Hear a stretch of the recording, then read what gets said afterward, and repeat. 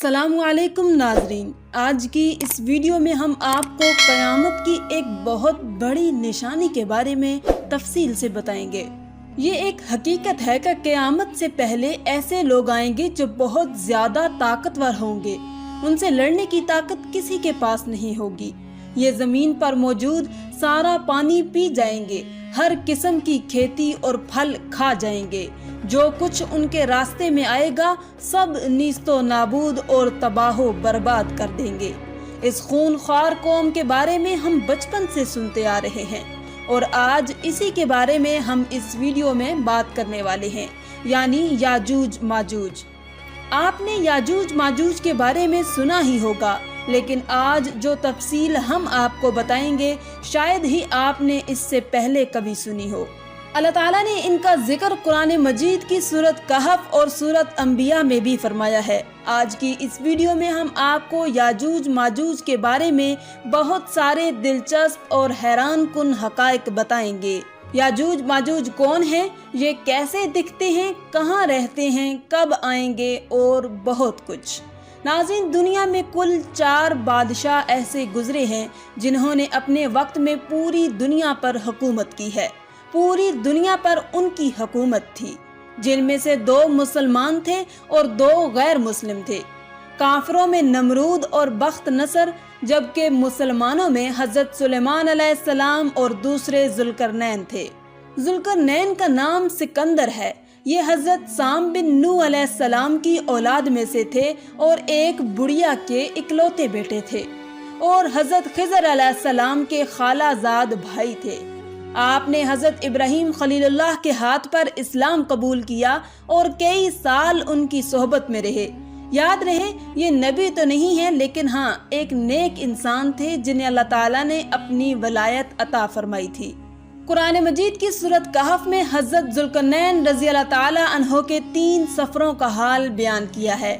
3 जबरदस्त सफर उन्होंने किए और उन 3 सफरों के हाल हम आपको आज बताने वाले हैं, जो बहुत ही अजीब और हैरान कुन हैं। पहले सफर की कहानी ये है कि साम बिन नूह अलैहिस्सलाम की औलाद में से एक शख्स आबे हयात के चश्मे से पानी पी लेगा तो उसको मौत न आएगी। तो हजरत जुल्करनैन ने उसी तलाश में मगरब की तरफ सफर शुरू किया और आपके साथ हजरत खिजर अलैहिस्सलाम भी थे। हजरत खिजर तो आबे हयात के उस चश्मे तक पहुंच गए और उसका पानी भी पी लिया, मगर हजरत जुल्करनैन के मुकद्दर में वो नहीं था और आपको आबे हयात ना मिल सका। हजरत जुल्करनैन का सफर जारी था और आप चलते चलते ऐसे मुकाम पर पहुंच गए, क्योंकि वेस्ट में ही सूरज गुरूब होता है, वो बिल्कुल दुनिया के आखिरी कोने में आ गए और सूरज गुरूब होने के वक्त आपको ऐसा मंजर नजर आता जैसे एक सियाह चश्मे में सूरज डूब रहा है। जैसे कि समंदरी सफर जो करते हैं तो लोगों को ऐसा लगता है कि सूरज जो है वो समंदर के अंदर डूब रहा है, लेकिन वेस्ट के आखिर में आप इतना आगे पहुंच चुके थे, जो दुनिया का आखिरी कोना था, वहां उनको एक अजीब कौम मिली जो जानवरों की खाल पहने हुए थे और उसके सिवा कोई दूसरा लिबास उनके बदन पर नहीं था। वो दरियाई मुर्दा जानवर खाते थे, इसके अलावा कोई ग़िज़ा नहीं थी उनकी। वो कौम नासिक कहलाती थी। हज़रत जुल्करनैन ने उनको दीन की दावत दी, इस्लाम की दावत दी। कुछ लोग तो ईमान लाए, लेकिन कुछ लोगों ने आपके साथ जंग भी की और वो आखिरकार बेबस हो गए। उसके बाद अब बारी है उनके दूसरे सफर की। अब ये सफर ईस्ट की तरफ था, यहाँ तक कि चलते चलते आप ऐसी जगह पहुँच गए जहाँ से सूरज तुलू होता है। आप सूरज तुलू होने की जगह पर जा पहुँचे। आपने वहाँ पर देखा कि वहाँ पर ऐसी कौम है जिनके पास कोई इमारत और मकानात नहीं है।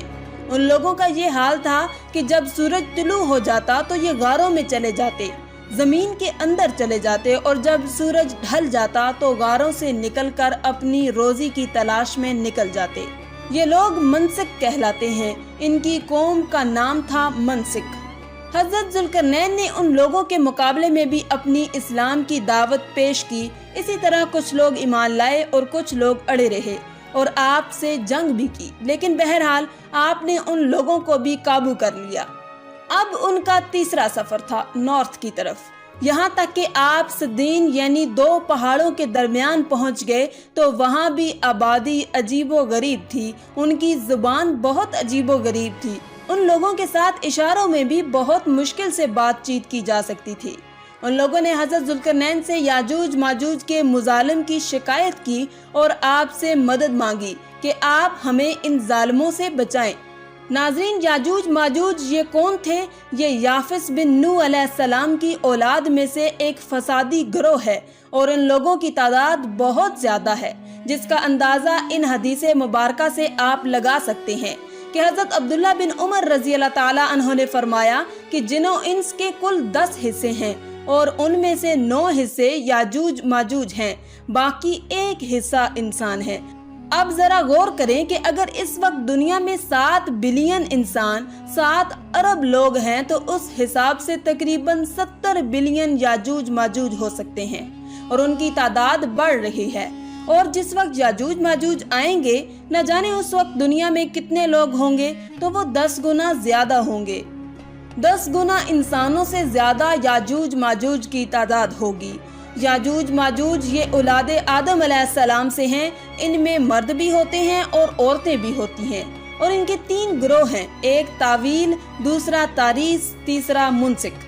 ان میں جو بھی مرتا ہے تقریباً 1000 یا اس سے زائد اولاد چھوڑ کر مرتا ہے۔ یہ لوگ بہت خونخوار اور بہت وحشی اور جنگلی ہیں، کیونکہ جانوروں کی طرح رہتے ہیں، اور جو بہار کے موسم میں یہ لوگ اپنے گھروں سے نکلتے ہیں اور تمام کھیتیاں اور سبزیاں کھا جاتے ہیں اور خشک چیزوں کو لاد کر لے جاتے ہیں۔ آدمیوں، جنگلی جانوروں، یہاں تک کہ سانپ، بچھو، گرگٹ، سب کچھ، چھوٹے بڑے جانور سب کو کھا جاتے ہیں۔ جب حضرت ذوالقرنین رضی اللہ تعالی عنہ سے لوگوں نے فریاد کی کہ آپ ہمیں یاجوج ماجوج کے ان مظالم سے بچائیں، چاہے اس کے بدلے آپ کچھ لے لیں، حضرت ذوالقرنین نے کہا کہ میرے پاس اللہ کا دیا ہوا بہت کچھ ہے، مجھے کسی چیز کی ضرورت نہیں ہے، مگر تم اپنی جسمانی محنت کے ذریعے میری مدد کرو۔ آپ نے کمال کیا کیا کہ ان دونوں پہاڑوں کے درمیان آپ نے بہت بڑی گہری بنیاد کھدوائی، اتنا گہرا کھدوایا اس کو کہ اس کو اتنا کھودا کیا اس میں پانی نکل آیا، اور پھر اس کے بعد آپ نے اس میں پگھلائے ہوئے تانبے، سگار کے پتھر جمائے اور لوہے کے تخت نیچے اوپر لگا کر ان کے درمیان لکڑی اور کوئلہ بھروا دیا اور اس میں آگ لگا دی، یعنی اس طرح کی دیوار کہ پہاڑ کی بلندی تک اونچی بھی کر دی، اور اتنی مضبوط یہ دیوار ہو گئی کہ اب اس میں پگھلایا ہوا تانبا بھی ہے۔ اب یہ مل کر بہت مضبوط دیوار بن گئی ہے اور یہ بالکل پہاڑ کی اونچائی تک بنا دی گئی ہے۔ آج کے زمانے میں جسے ہم کنکریٹ کی دیوار کہتے ہیں، یہ اس سے بھی زیادہ مضبوط دیوار ہے۔ اب ہوا کیا کہ یاجوج ماجوج دیوار کی ایک طرف اور یہ قوم دیوار کی دوسری طرف ہیں۔ اب حدیث پاک میں ہے کہ یاجوج ماجوج روزانہ اس دیوار کو توڑ دیتے ہیں، یہ روزانہ اس دیوار کو توڑنے کی کوشش کرتے ہیں، مگر دن بھر جب محنت کرنے کے بعد اس کو توڑنے کے قریب پہنچ جاتے ہیں تو ان میں سے ایک کہتا ہے کہ چلو اب کل توڑیں گے، لیکن اللہ کی شان کہ دوسرے دن وہ دیوار اس سے زیادہ مضبوط ہو جاتی ہے اور پوری بھی ہو جاتی ہے۔ پھر جب دوبارہ دیوار ٹوٹنے کا وقت آتا ہے تو پھر کوئی کہتا ہے کہ چلو پھر توڑیں گے، دوسرے دن پھر ایسا ہی ہوتا ہے۔ یہ ہوتا جا رہا ہے، مگر ایک دن آئے گا جب اللہ کی رضا ہوگی کہ قیامت سے پہلے یہ باہر نکلیں گے، تو انہی میں سے کوئی شخص کہے گا کہ انشاءاللہ کل اس دیوار کو توڑیں گے، تو پھر جب وہ دوسرے دن آئیں گے تو وہ دیوار وہیں تک ہوگی، انشاءاللہ کی برکت ظاہر ہوگی اور پھر یہ دیوار ٹوٹ جائے گی، پھر ان کا خروج ہوگا۔ نبی پاک صلی اللہ علیہ وآلہ وسلم کے فرمان کا مفہوم ہے کہ قیامت قائم نہ ہوگی یہاں تک کہ یاجوج ماجوج نہ آ جائیں۔ ناظرین، آگے بڑھنے سے پہلے آپ کو بتاتے چلیں کہ یاجوج ماجوج کے نکلنے سے پہلے دنیا کن چیزوں سے محروم ہو جائے گی۔ حضرت ابن عباس رضی اللہ تعالی عنہ نے فرمایا کہ اللہ تعالیٰ نے 5 نہروں کو جنت سے جاری فرمایا۔ نمبر 1 جہون، نمبر 2 سیہون، نمبر 3 دجلہ، نمبر 4 فرات اور نمبر 5 دریائے نیل۔ یہ 5 دریا ایک ہی چشمے سے جاری ہوئے ہیں۔ اللہ تعالیٰ نے حضرت جبریل علیہ السلام کے ذریعے جنت کے اس چشمے کو پہاڑوں کے اندر امانت رکھ دیا، اور پہاڑوں سے نہروں کو زمین پر جاری فرما دیا ہے، جس سے لوگ طرح طرح کے فوائد حاصل کر رہے ہیں۔ جب یاجوج ماجوج کے نکلنے کا وقت ہوگا تو اللہ تعالیٰ حضرت جبریل علیہ السلام کو زمین پر بھیجیں گے اور وہ 6 چیزوں کو زمین سے اٹھا کر لے جائیں گے۔ وہ 6 چیزیں کون سی ہوں گی؟ ناظرین، قرب قیامت میں یاجوج ماجوج کے آنے سے پہلے یہ چیزیں دنیا سے چلی جائیں گی۔ نمبر 1، قرآن پاک۔ نمبر 2، تمام علوم، جی ہاں، علم بھی سارا چلا جائے گا۔ نمبر 3، حجر اسود۔ نمبر 4، مقام ابراہیم۔ نمبر 5، حضرت موسیٰ علیہ السلام کا تابوت۔ اور نمبر 6، یہ جو ہم نے مذکورہ 5 نہروں کی بات سنی، یہ 5 نہریں بھی گویا واپس اٹھا لی جائیں گی۔ یہ چیزیں جب اس دنیا سے اٹھا لی جائیں گی تو دنیا اور دین کی برکتیں روئے زمین سے اٹھ جائیں گی اور لوگ ان برکتوں سے بالکل محروم ہو جائیں گے۔ اللہ اکبر، کیسا دور ہوگا وہ ذرا سوچیں آپ۔ ہو سکتا ہے کہ کسی کے ذہن میں سوال آئے کہ یاجوج ماجوج دکھیں گے کیسے، ان کا چہرہ کیسا ہوگا، آنکھیں اور بال کیسے ہوں گے؟ تو اس کا جواب یہ ہے کہ حدیث پاک میں یاجوج ماجوج کے بارے میں آیا ہے کہ وہ چوڑے چہرے والے، چھوٹی آنکھوں والے اور موٹے بالوں والے ہوں گے۔ یاجوج ماجوج کا ظہور اس وقت ہوگا جب حضرت عیسیٰ علیہ السلام دجال کو قتل کر چکے ہوں گے۔ قتل دجال کے بعد حضرت عیسیٰ علیہ السلام کو حکم الہی ہوگا کہ مسلمانوں کو کوہ طور پر لے جائیں، اور اس لیے کہ کچھ ایسے لوگ اب ظاہر ہونے والے ہیں جن سے لڑنے کی کسی میں طاقت نہیں ہوگی۔ پھر یاجوج ماجوج کا ظہور ہوگا، ان کا گویا خروج ہوگا۔ ناظرین، یاجوج ماجوج کے نکلنے پر دنیا میں عجیب و غریب فساد برپا ہو جائے گا۔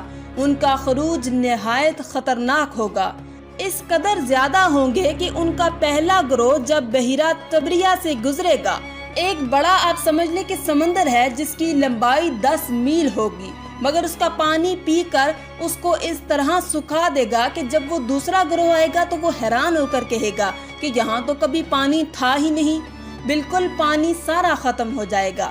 اتنا بڑا لشکر ہوگا۔ یہ لوگ دنیا میں فساد، قتل و غارت سے فارغ ہو جائیں گے۔ سب لوگوں کو جب ختم کر لیں گے، مسلمان تو کوہ طور پر حضرت عیسیٰ علیہ السلام کے ساتھ ہوں گے، تو یہ کہیں گے کہ زمین والوں کو تو قتل کر لیا، آؤ اب آسمان والوں کو قتل کریں۔ اللہ اکبر، یہ کہہ کر وہ اپنے تیر آسمان کی طرف پھینکیں گے۔ خدا کی قدرت تو دیکھیں کہ تیر آسمان سے جب نیچے گریں گے تو ان پر خون لگا ہوا ہوگا۔ یہ انہی اپنی حرکتوں میں مشغول ہوں گے اور وہاں پہاڑ پر حضرت عیسیٰ علیہ السلام اپنے ساتھیوں سمیت موجود ہوں گے۔ اس وقت حضرت عیسیٰ علیہ السلام اپنے ساتھیوں کے ساتھ مل کر دعا فرمائیں گے، اللہ تعالیٰ یاجوج ماجوج کی گردنوں میں ایک قسم کا کیڑا پیدا فرمائیں گے، وہ سب کے سب یکدم مر جائیں گے۔